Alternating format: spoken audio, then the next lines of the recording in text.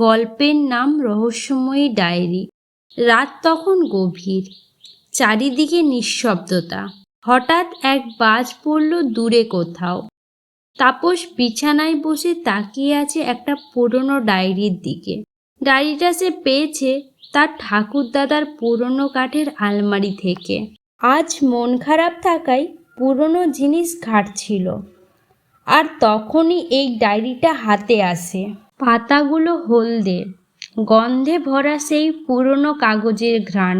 প্রথম পাতায় লেখা, এই ডায়েরিতে যা লেখা আছে তা সত্যি, কিন্তু বিশ্বাস করলে বিপদ তোমার। তাপস হেসে ফেলে।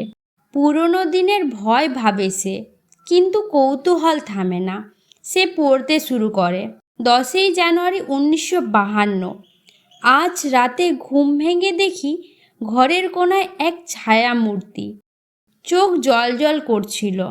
সে বলল, ডায়েরির শেষ পাতায় পৌঁছাবে না, তাহলেই বাঁচবে। তারপর মিলিয়ে গেল নিঃশব্দে।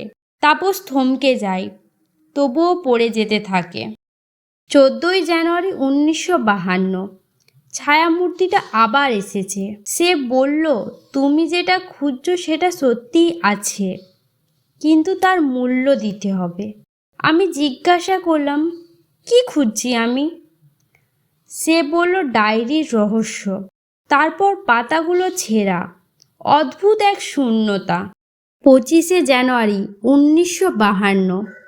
এটা শুধু একটা ডায়েরি নয়, এটা এক দরজা, অন্ধকার, রহস্য আর ছায়ায় মোড়া এক জগতের প্রবেশদ্বার। আমি থেমে যাচ্ছি। যদি কেউ পড়ে থাকো, ফিরে যাও। এই ডায়েরির শেষ পাতা যেন কেউ না পড়ে। তাপস থেমে যায়, কিন্তু কৌতূহল জয় হয়। সে খুলে ফেলে শেষ পাতা। শেষ পৃষ্ঠা, তারিখ নেই। তুমি পড়েই ফেললে, তুমি আর স্বাভাবিক জগতে নেই। ছায়ামূর্তি এখন তোমার জন্য অপেক্ষা করছে। দরজাটা খোলা হয়েছে, এখন তুমি ওর জগতে প্রবেশ করতে বাধ্য। তোমার ছায়া আর তোমার নিয়ন্ত্রণে নেই। হঠাৎ বাতি নিভে যায়, ঘর ভরে যায় অন্ধকারে। জানালার পাশে ছায়ামূর্তিটা দাঁড়িয়ে, চোখ দুটো লালচে আলোয় জ্বলছে। একটা ফিসফিসে আওয়াজ, তুমি ডায়েরির শেষ পাতা পড়েছ, এবার চলো। পরের দিন সকাল। তাপসের মা ঘরে এসে দেখে তাপস নেই, শুধু বিছানার উপর আছে সেই ডায়েরি, আর শেষ পাতায় লেখা, আরও এক পাঠক পেরিয়ে গেল সীমানা। আপনি যদি প্রথমবার এই চ্যানেলে এসে থাকেন, তাহলে সাবস্ক্রাইব করতে ভুলবেন না। এরকম আরও নতুন ভিডিও পেতে সাবস্ক্রাইব করুন।